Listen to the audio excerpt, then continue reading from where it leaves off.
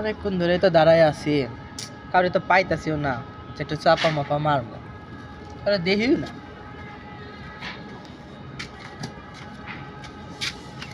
এত শীত কে রে, কিসের জন্য এত শীত? চাদরটা আমরা দুবাই থেকে অর্ডার দিলাম, ভালোই, তারপরও ঠান্ডা লাগে। কি রে বন্ধু, ভালো আছিস না? কি খবর তোর? এই তো আলহামদুলিল্লাহ। এটা কই পাইছস? এটা ওই দিন হচ্ছে মানে ইয়ার থেকে ইটালিতে এনেছিলাম। কি কস মামা? হ, এটা কই থেকে আসে জানো? কই?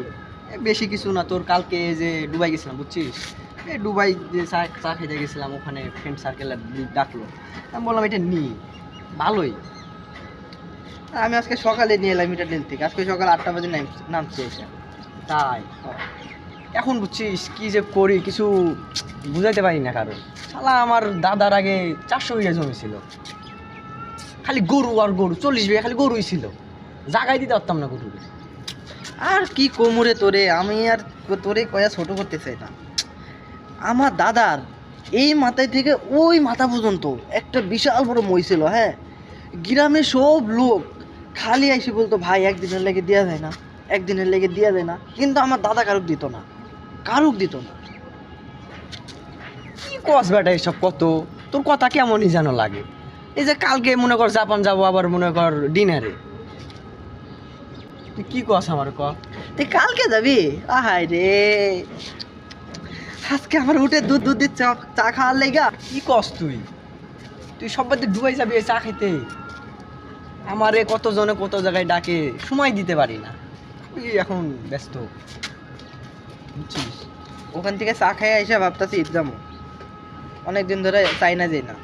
চাইনা আমার কয়েকটা ফ্রেন্ড আছে তো, সেই ওরা খালি ডাকতেছে, কই খাইবো নাকি।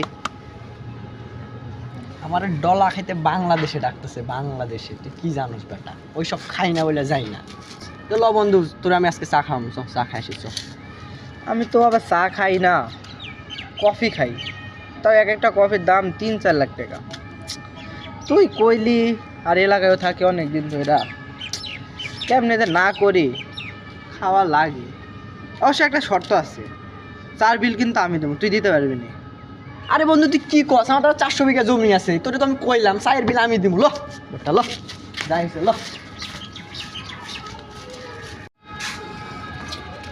কি যে করি, এক মহা বড় বিপদে আছি বুঝলি। এত টাকা পয়সা কই যে রাখমু, এলাকায় যে 4-5টা ফকির মুকির খাওয়াবো তাও নেই।